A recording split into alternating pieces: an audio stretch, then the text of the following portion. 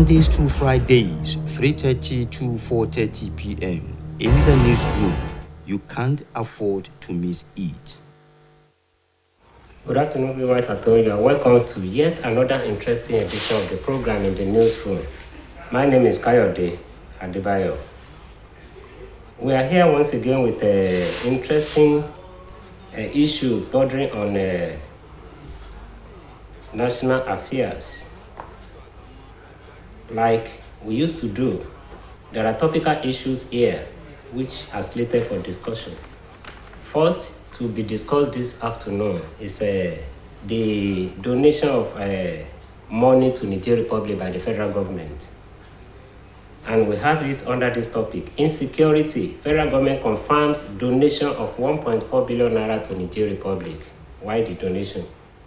Of what essence?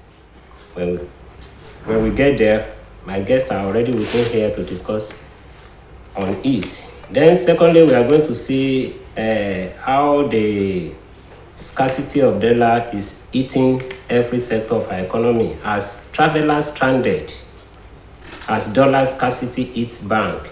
Now we are going to look at the effect of the scarcity of dollar on travelers.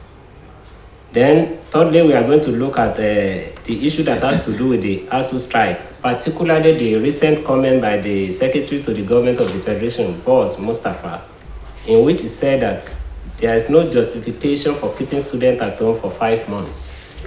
Why the sudden realization of this? With me to discuss on the program today are my regular guest. Shola Ajiboye is here with me in the house. Shola, you are welcome on the program. Good afternoon, Kayode. Yeah, thank you. Good afternoon, viewers. It's nice to be here again. Yeah. Soji Adeni is also here with me. Soji, you are welcome on the program. Thanks for having me. Good afternoon. You are all welcome on the program. Now, let's start in earnest. And I will start with Shola. Insecurity, federal government confirms donation of 1.4 billion naira to Niger Republic. Shola, of what importance is this donation? Why Nigeria is also facing the challenges of insecurity? Well, as now widely confirmed and widely, it has generated a lot of reactions across the board. Okay. One thing is that it is important for a nation like Nigeria to keep its borders safe. Yeah. I mean, that is part of the policy. That's what part of the security policies of government. Yeah. So, and one cannot just and it will take a lot of things, logistics, money, and all that. Okay. So, in the sense that, in conformity with procedural security measures, Okay. such a donation, of course, it can go. Nigeria can spend such money to keep our borders safe. Okay. But the value about it is the timing. An action can be deemed to be okay, but the timing can make it negative. So the timing of such a donation, of such a gesture, is what has caused a lot of disquiet. Yeah. Nigeria is currently in a security fix, plummeted by bandits and terrorists all over the place. Citizens being held up, being unable to move freely, economic activities being jeopardized in several parts of the country, lives being taken at random, properties being destroyed. So, and government not able to respond effectively to these challenges. So, such a measure will naturally, normally, generate negative reactions. Yeah. So it also shows the inefficiency of this government to actually weigh its options, weigh its priorities. Look at possible implications of measures, no matter how noble such measures are. Yeah. We're talking of insecurity, which government has not been able to respond to. And, of course, the same government is donating or has donated money to another country, ostensibly to curtail insecurity, along this common border. Okay. So that is the crux of the matter is that it is a policy wrongly taken. I mean, a decision wrongly taken or taken at a very wrong time. Okay. So therefore, it becomes on government to weigh in its options. Okay. To ensure that priorities are given right. Okay. So that is the cause of the matter. And of course, when you look at the president, okay, about 2 weeks ago, the president was in Liberia. Was in Liberia. It was in Liberia. He was in Liberia to address a security summit. Yeah. You can imagine the president of a country being almost surrounded by bandits, facing a lot of security challenges, attending a summit on security. So anybody's likely to put question of what use is that. So the government has a lot to do in the president handlers, his advisors, his ministers, all of that. They have a lot to do to actually tailor the president to take proper things, to take steps at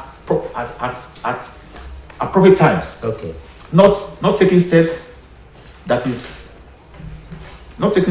are incongruent to the realities of the moment. And of course, Nigerians are easily, they will easily question that kind of money. Even though it is 1.4 billion, I mean, even though it is 1.4 billion naira, which is what Nigeria can even fit away. But then here is a government that has kept the university shut for over 6 months. And there's no end in sight. All right. Okay. And having that kind of money. Yeah. So, all right, thank you, Ishola. Let me welcome Wale Olayemi on her program today. Wale, you are welcome on the program. He's just joining us. You are welcome. I'm coming to you. Let me go to Sheyi first. Sheyi, this donation of 1.4 billion naira to Niger Republic by Nigerian government, what's your take on it? Is it appropriate? And if we both talk about it, maybe it is appropriate or not, Yeah. I think we need to first ask ourselves that the money was approved, I think, February this year. Okay. And Nigerians were not informed about the approval. Okay. So I want to believe it was done under the table. Not until like what we read, it was just one David or some can't remember his name that they exposed the dealings. So it shows number one that anyway there's nothing bad if Nigeria reaching out to Niger because our present situation now know that we are facing with a lot of security challenges and once we are able to contain our borders and able to provide necessary support, yes. But however, like my boss said, at this particular point in time, we need to check: can we, as a country, can we afford that money? To just give Niger to buy vehicles, and not until yesterday when Honorable Minister of Finance now confirmed it that yes. If I say even said it's beyond to query the president.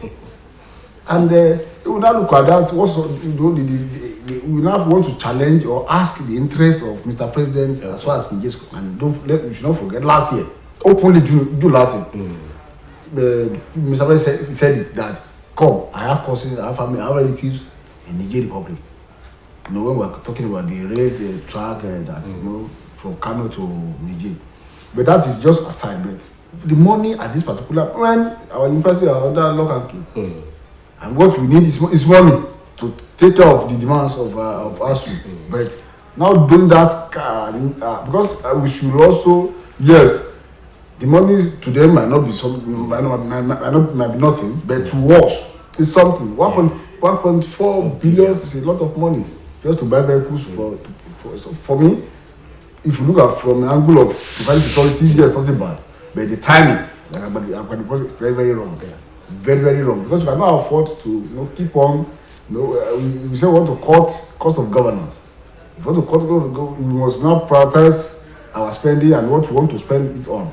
That must be very, very important. Now that the deal has been exposed, that yes, the president has approved, that amount of money for them. For me, the timing is very, very wrong. All right, Sheyi, thank you. Wale, let me ask, funding security in another country, why we are grappling with our own security problem here, is it appropriate? Wale? Well, I think in international politics, there is what we refer to as enlightened self-interest. Okay. In the sense that enlightened self-interest. Because we are faced by a situation we are passing through now, insurgency, terrorism, and the likes. And we are not the only one going through it. We have neighbors. I could recollect federal government supporting Chad, supporting this Niger Republic, supporting Cameroon. But we share the same problem. Having said that, countries, even no matter what maybe what they are going through economically, they try to look at the long term, the long and the short term benefit they will gain by ensuring that their neighbors are their friends. That okay, we will have the same problem. Okay, if we help you, you are tackling the insecurity in you. So it means that it will be difficult for them to move down to our territory. We'll be able to curtail them there. And I think the late Chad Nigerian leader was doing that admirably to the whatever of the international community. But like Sheyi mentioned, maybe certain things were done under the table. And the business of governance is not meant to be done under the table. One, we need to raise the issue of whether that 1.4 billion was appropriated for in the first place. Because in the national in the national budget. No kobo must be spent, even if it's an exigency thing. Like they said, the man wrote a letter in January. So they need to go to the National Assembly. Even if they find they have the money. Because it's beyond them also.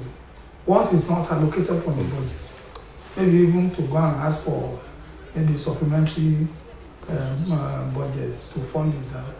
We have this problem, and I think ordinarily Nigeria should have a budget for that you can assist your neighbors. So if they are drawing out of that, they don't need to do it under the table. In fact, the appropriate, maybe the Minister for Finance should come up and say, this is what we want to do for Niger Republic, given the strategic importance of that country to us.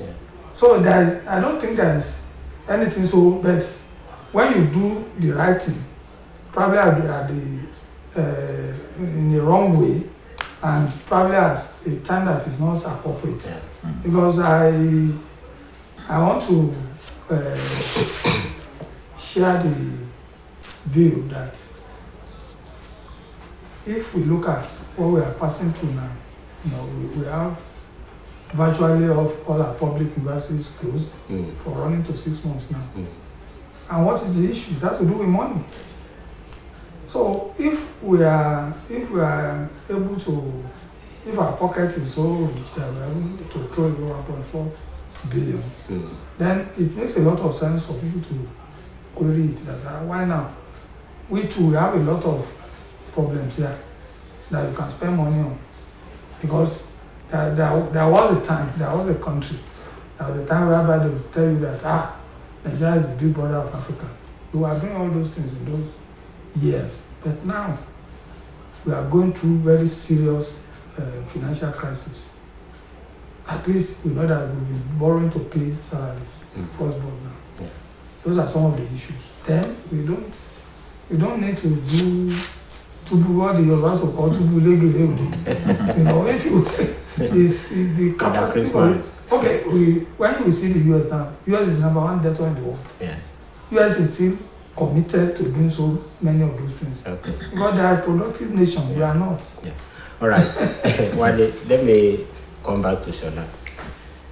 In your submission earlier, you said you were saying that maybe the money is targeted to ensuring that the Niger Republic is able to at least protect the borders. Yeah.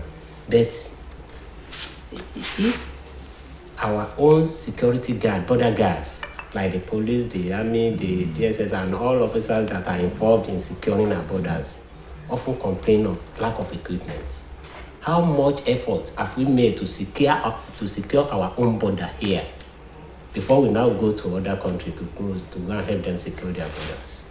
Okay, at the risk of being a spokesman to the federal government, because I have been, having followed the trends, security breaches and efforts of government, and you discover that there are so many things that are going on with the security architecture. Yeah.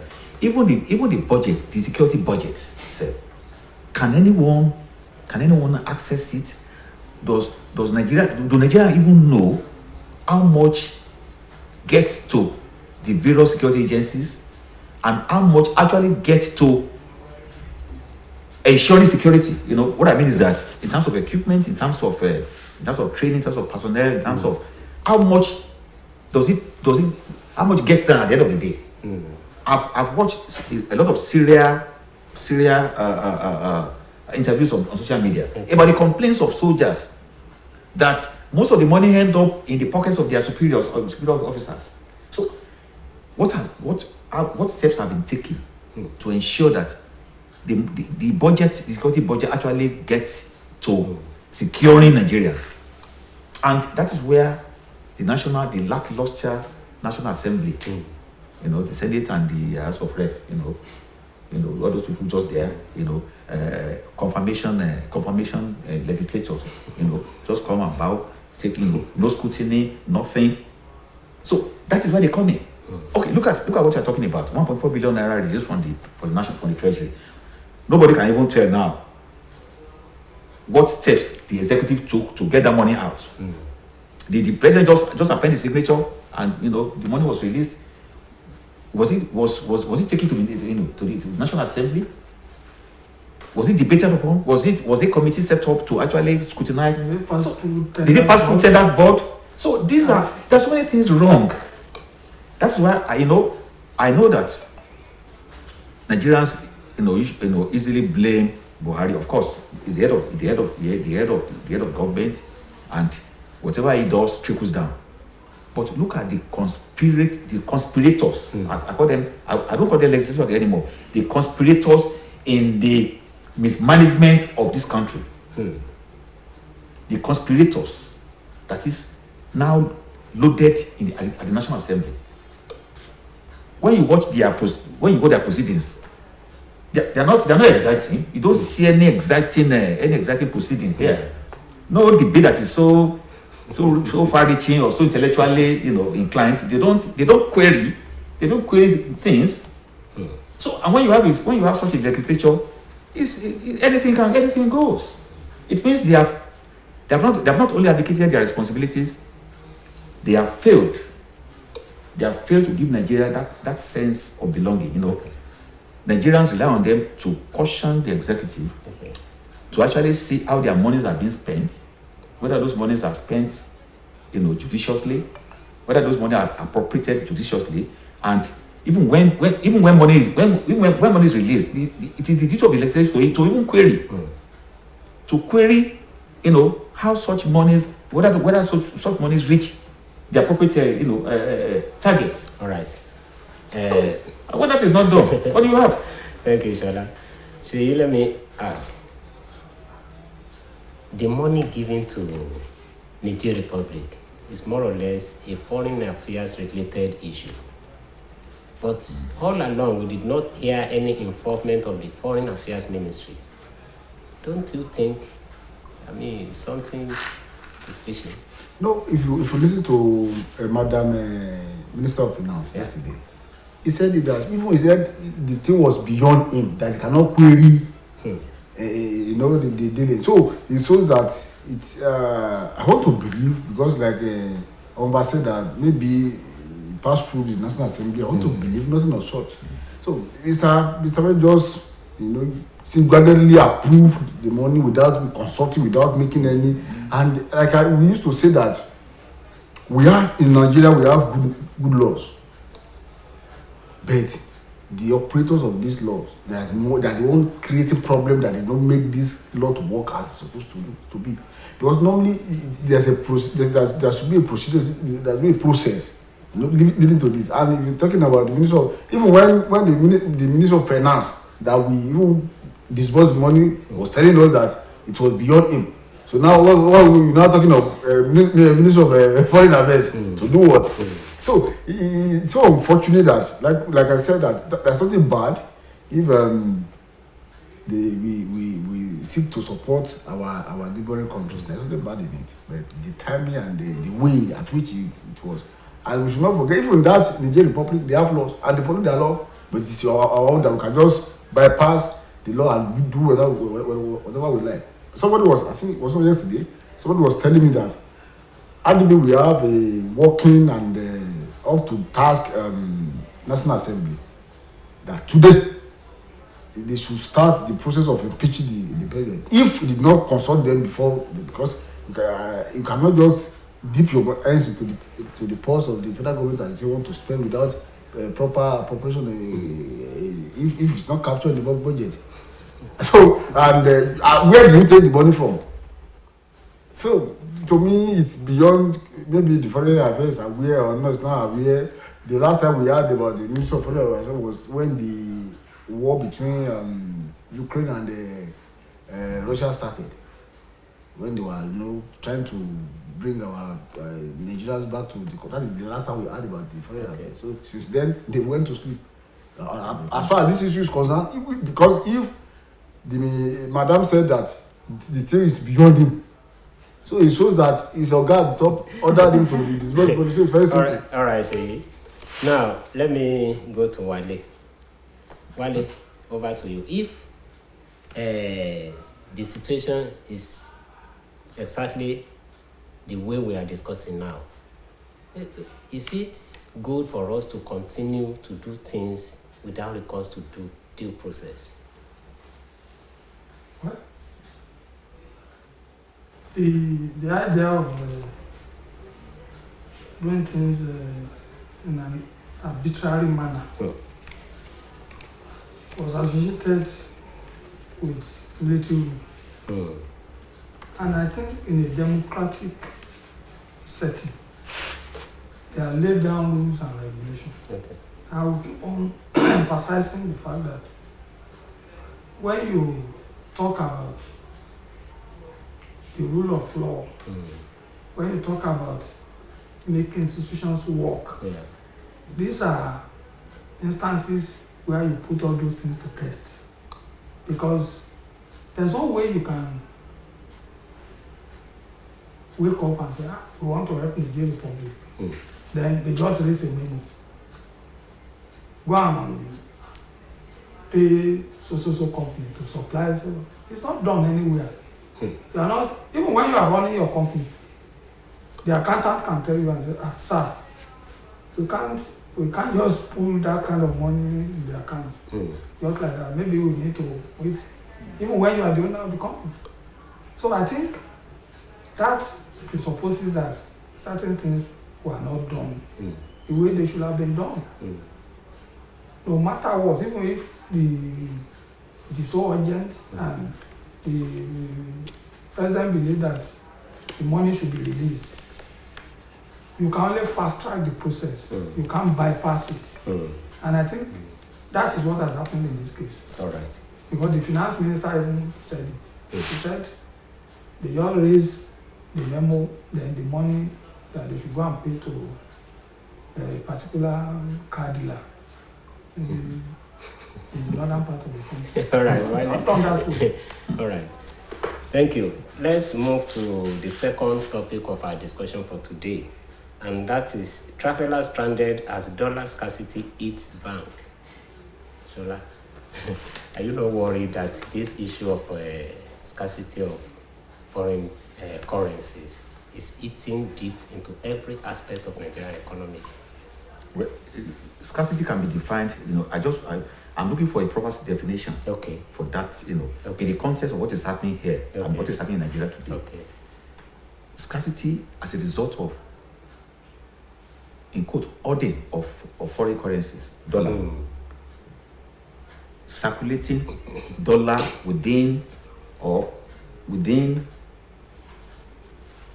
limited pockets. And what I mean is that even the banks are deeply involved in this. The banks prefer, those who run the banks, they prefer to allow the bureau to change all those, to have more dollars than even the banks can give out. As a matter of fact, the bank should be the first lender. The first lender of anything, of any currency. But when you go to the banks now, you find it difficult to even get the dollars because they ensure that the dollars available are in the hands of those who will, those who will change, something and then give them the rebate. The returns. So that's why you have scarcity. That's why you have scarcity. And again, when you look at what can say maybe the government is trying to show up the value of the naira so that it can be, but that may not even be the case now, because as a matter of, the Nigerian currency has been so appallingly devalued against major currencies, the dollars, and it's unfortunate that the economy operates on foreign exchange content. There's virtually nothing one can do now without the need for foreign currency. And it has made it so difficult for investors within Nigeria to operate effectively on profit margin basis, because everything they have to depend upon will have to purchase in dollars. So if the economy has been so operated in such a way that there is value for our own currency, then these kind of problems will not have arisen. So, of course, so many Nigerians. I said the other time that Nigerians are not leaving Nigerians now. They are running away from Nigeria. From Nigeria. And that's why you have stampede in all the embassies and all the banks. Nigerians wanted to purchase dollar to. So because the economy is is not only biting, it is grinding the average Nigerian to and Nigerians who have they're just looking for a way of escaping. Otherwise, why would you have a mad rush for dollars by travelers? You're not even talking of investors now. Yes. You're talking of people who are actually running away from Nigeria, not traveling. So it's so pathetic that except the economy is handled is better handled now. Nobody can tell the end to all these discrepancies. Nigerians will continue to hunt for dollars because they want to run away. And they will continue to trunk, the embassies because they want to run away. They are not traveling out. They are running away. How many investors have you seen now coming in to invest? As in relation to flights, capital flights, taken out. How many investors do you see investing? Thank you, Shola. Sheyi. Now, dollar scarcity, leaving travelers stranded. What is your take? Are you not worried about the situation? But the point is also the other time that this dollar we are talking about is in the hands of very few individuals. And I think I read a story where a particular traveler was trying to telling the public about what he has experienced regarding getting the dollars. I think he wants to travel to Dubai.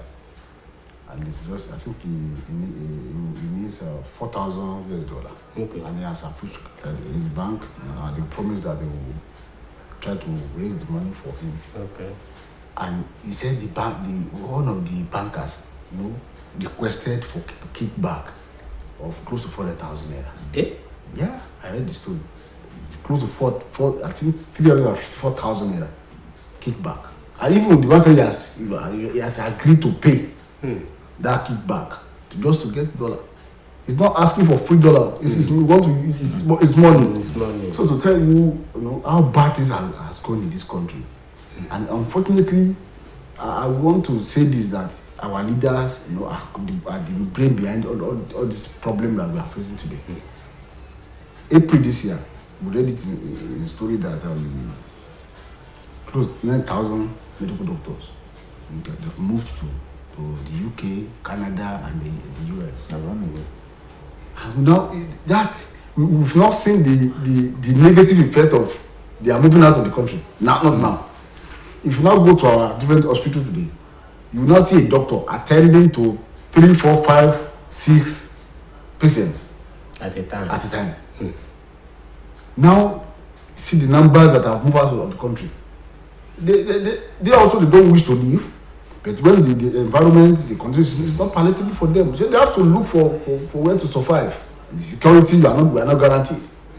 So now, coming back to the issue of dollars, and even some are just faking to get the dollars for them to just to transfer business within, and all these things, it's within the country. And most especially our leaders, because if you see our leaders today, most of them they virtually spend the naira.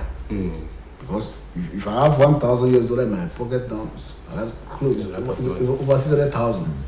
So if I should have that 600,000 with me, everybody will know that I'm owing that money. But just with one paper, I owe 700,000. And take for example, this just concluded convention of the two major political parties, the PDP and the APC. They spend dollars there, and these are the monies that they take out from the circulation. So, and it's within just very limited ones that are in their disposal. So it's unfortunate that we are witnessing it, and those that even genuinely need it, that they want out pass through air to get it. So, and that is why somebody suggested that Nigeria should work more on trying to exporting our materials. So this also will now try to, if you see today the amount of naira to dollar, it's so unfortunate. All right.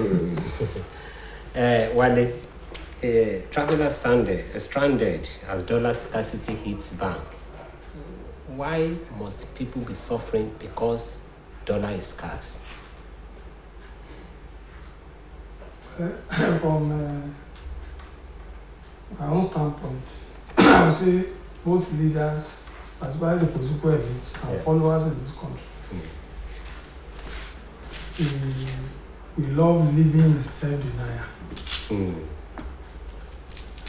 Having said that, like you mentioned just now, we witnessed the primaries of the two major political parties recently, and it was in the public domain that dollars was being thrown at delegates. You know how many people are delegates of all the parties?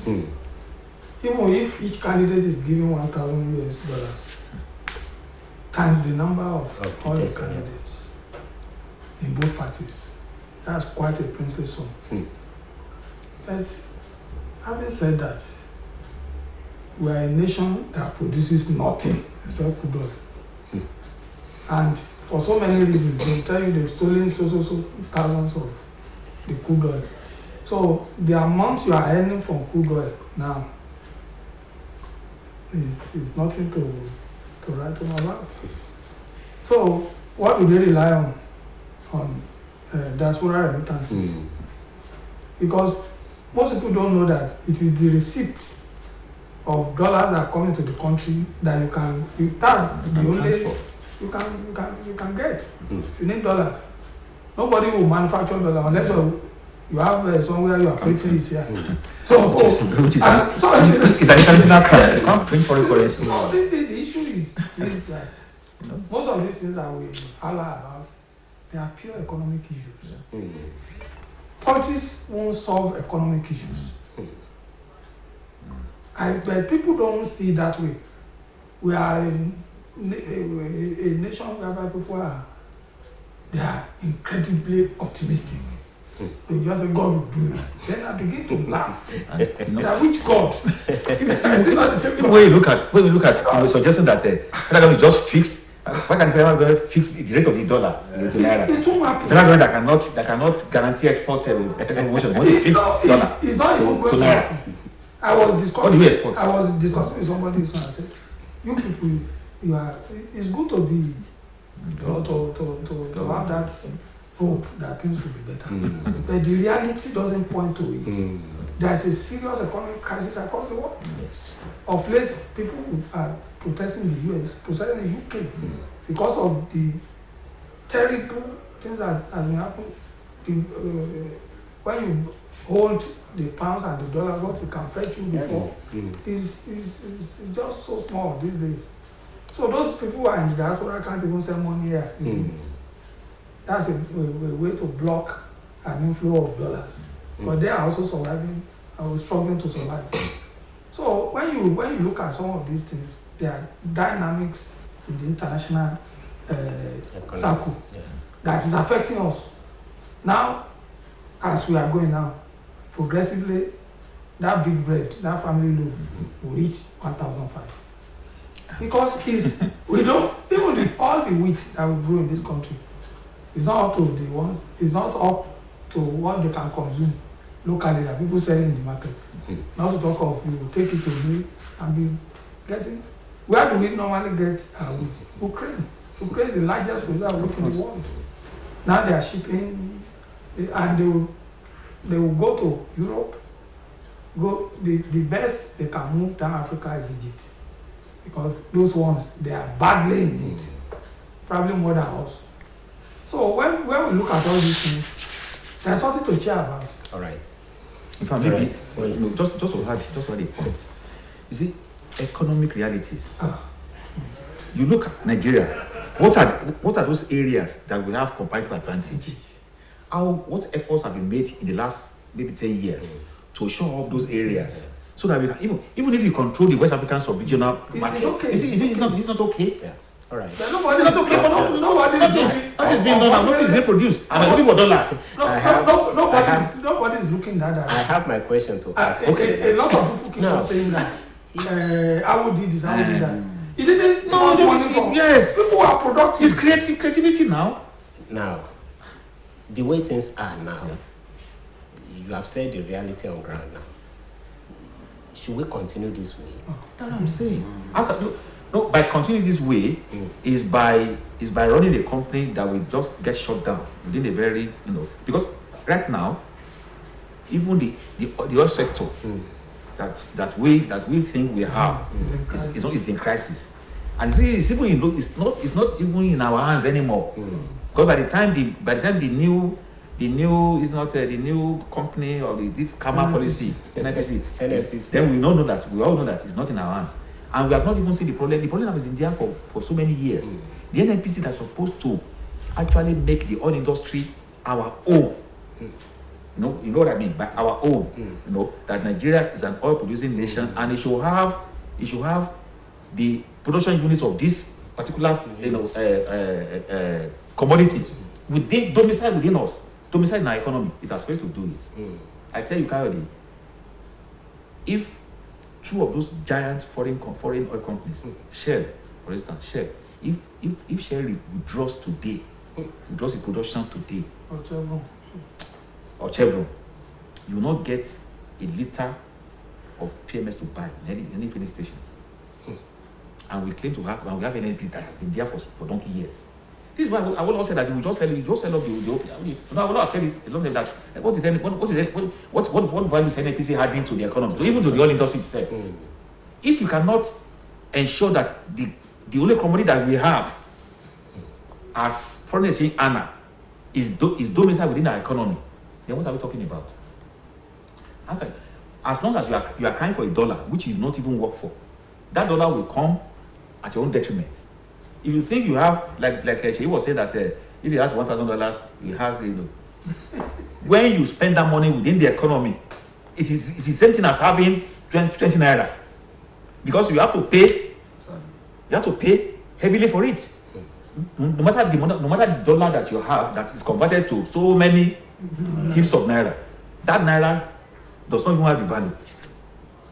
So what you expect to, if the naira has value, what you expect to buy with that money should be commensurate with the dollar that you have.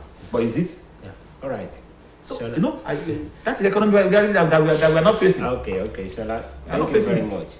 Now, the issue we are discussing has clearly shown that Nigeria is facing a very critical period in its economy. Is there a way out of this quagmire? Yes, we have a long, in fact, 1 million, 2 million, we out. But now, unfortunately, our leaders, they are not. I think I told your friend also last week that our leaders, they know what to do. Maybe they chose not to do it for their own for their own services, or for them to just keep us, at the lower level of our own life. Okay. I wrote an article, and I said, even in Oshu, that if we must move out of waiting for month end to come and go to Abuja to collect our allocation and this and that. There are a lot of opportunities here that governments can tap in, and before you know it, we'll just be showing the world whatever it's coming from. Take for example, my own local government, Federal. In Kila, we have Ayukunumba water for there, and these are the areas that, if government can look into it, the tourism sector, resuscitate it, people will come from abroad to come and they will pay before they will have access to all this God-given cultural heritage of ours. But unfortunately, it seems that we are so much relaxed on getting our allocation at the end of the month, and also to tax the struggling petty traders on the street, pay this, you pay that. And if we must get it right, we must stop waiting. Like in Osun, for example, now, the incoming government must know that nothing is coming from Abuja, so they must look within to know what to do and how to go about it. Not a matter of we'll do this or we'll do that. We must be ready to, even your own brain, put it down, call others together. This is what we want to do. How we want to go about it. How we want to achieve it. And within Osun, we have what we can use. We have where we can get our money to feed ourselves, and even to export to other neighboring states. Yeah. In our local government, sorry to use my local, we have a lot of arable farmlands, just live value, then do nothing. If you are expecting people to go back to agriculture without providing necessary support, if government can provide necessary support, you see that we start producing something, and we will export to other neighboring states. All right, thank you, Sheyi. Wale, quickly before we round up on this topic, Wale, what do you think is the way out of this problem? Well, what we are battling is clearly an economic problem. And like I said earlier, there are two major things that our people see as a way out. And that was why I said we enjoy reveling in self-denial. Everything will be okay. God will help us. God will do it. I don't share that sentiment. I don't belong to that group. Because the economic realities doesn't support those kind of position. And like she said, even at the level of the subnational level now, the states, people will cry. I'm telling you, people will cry. That is the truth. It's not maybe somebody is a prophet of doom, because the reality is staring us in the face. Oil that is our number one now. There are some people who are stealing maybe 50% of the oil. All right. So at the end of the day, what will now happen is that those who believe that politics is the sure way out for them to make money, All right. Now we see it clearly that there's no money When to there's no money to share. share again. All right. Thank you, Wale. Let's move to the third topic of our discussion on the program for today. ASUU strike, no justification for keeping students at home for 5 months. That's coming from Secretary to the Government of the Federation, Boss Mustafa. Shola, if this kind of remark is coming from an highly placed official of the federal government, why the sudden realization? Is he asking himself the question or asking the government that, he proposed to represent that question? And what again actually elicited that question now? Because one must ask, what were the deliberations? What were their deliberations at the Federal Executive Council?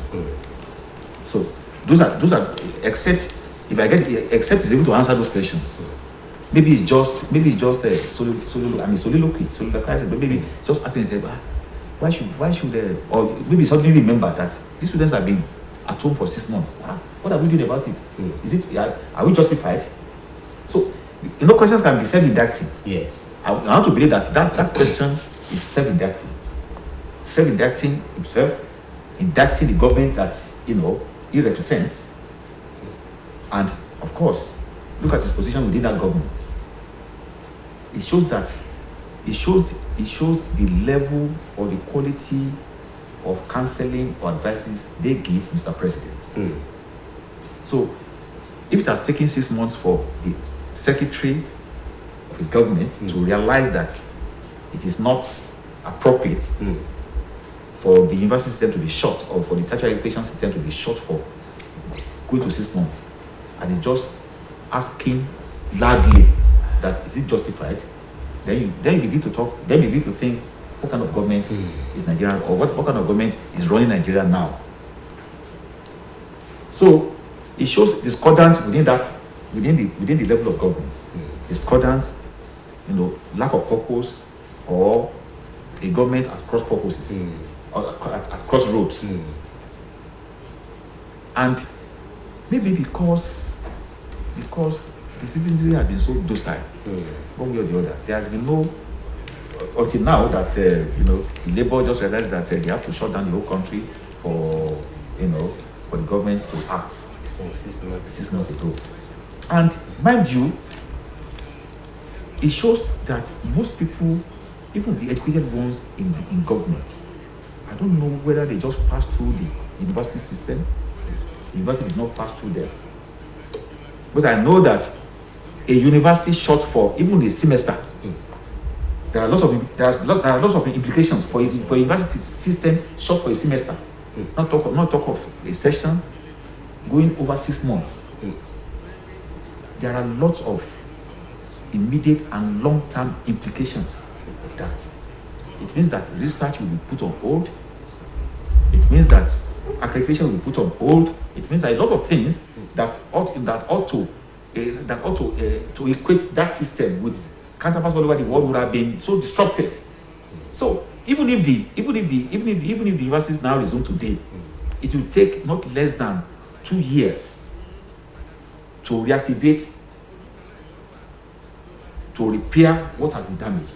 Because the university system is not just we're talking of a program, isn't it? It's a program of action. Within 1 year you have to be this, within 2 years you have to and such has been put on hold. Then it takes another a reprocessing. So maybe our leaders, maybe those who are running government, they don't even know. Maybe they don't even know the implication of shutting down that level of education for so long. It's a lot, and we need our academics to even evaluate the damage now and start talking, even if the students will not do today, what they have to do to correct the damages that have been done to the university system. And of course, we are not even examining that now. We are just praying that the university should be opened. All right. Thank you, Shola. See, if Secretary to the Government of the Federation is making this remark that no justification for keeping students at home for more than 5 months. How do you see this remark? Exactly. If I want to comment on that statement, I will simply say that SDF is just trying to play upon our collective intelligence, because it's among, in fact, it's a key stakeholder in the government of President Buhari. Yes. So now coming out to who is he blaming? Is he blaming the ASU, or blaming the government, or is he trying to remind the president, or remind the ASU president that please let us resume back to your classroom? So to me, it's as simple as trying to play. And as a matter of fact, I don't believe any of his children school here in Nigeria. So I don't understand what ordinary Nigerians that are schooling here are facing, and the parents. And if I want to take us back to the manifesto of JPC in 2015, because I like to make reference to any statement made by our leaders. In 2015, President Buhari promised that he is going to do a total overhauling of our production sector. And I don't want to believe this is what he promised. Why Nigerians massively voted for him. Because I couldn't imagine a president with a working conscience. With a working conscience. Just imagine that. Go and lock the school up, don't care for over 6 months. It is so unfortunate. It is because we complain about the security challenges we are facing in the country, forgetting that when you keep somebody at home for that long, doing nothing, and I do, and it's a devil workshop. So I do not expect that such individual not to go into yahoo. All right. Thank you, Sheyi. Wale, you are a parent, and I know you have feelings. When you first hear this comment from such an individual like the SGA, Boss Mustafa, how did you feel? Well,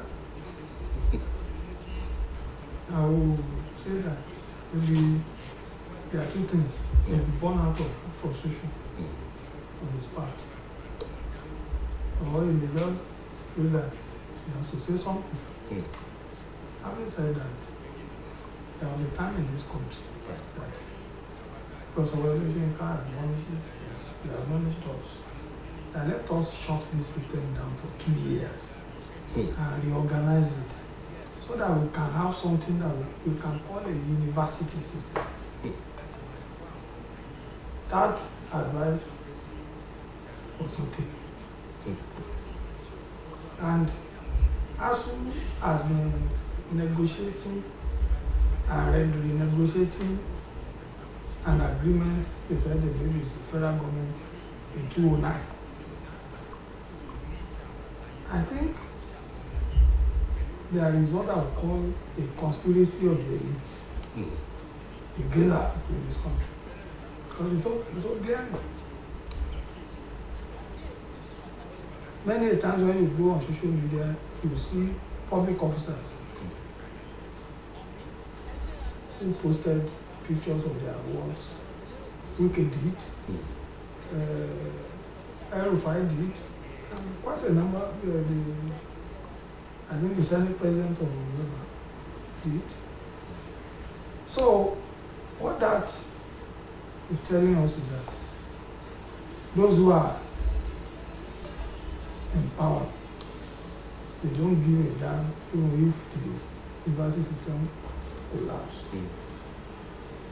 But if we were to have a situation whereby you cannot send your kids abroad to school because it's one of the means to drain our forest reserve. 2, you cannot go abroad for medical checkup. If you can't do it in Nigeria, die in Nigeria. So if we have government that insists that in this country, nobody must import generator, even if it is big past my name. I'm telling you, in 5 years, this country will change. All right. Wale, thank you. Gentlemen, I appreciate your coming on the program for today. This is how far we are able to go on the program because of time. Viewers at home, thank you for staying tuned on our program for today. Tomorrow is another day when you meet my colleague on another edition of the program in the newsroom. Shola, thank you for coming. Thank you very much. See you. I appreciate you. Your player to me. Wale, Thank thank you very much. And on behalf of my colleagues at the other end of the studio, I am Kayode Adebayo saying bye-bye.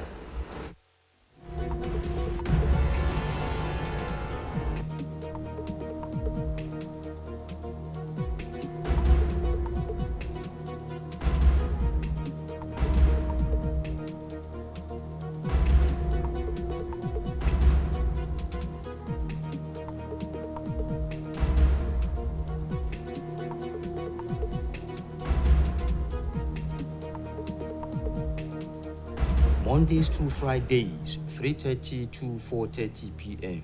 in the newsroom. You can't afford to miss it.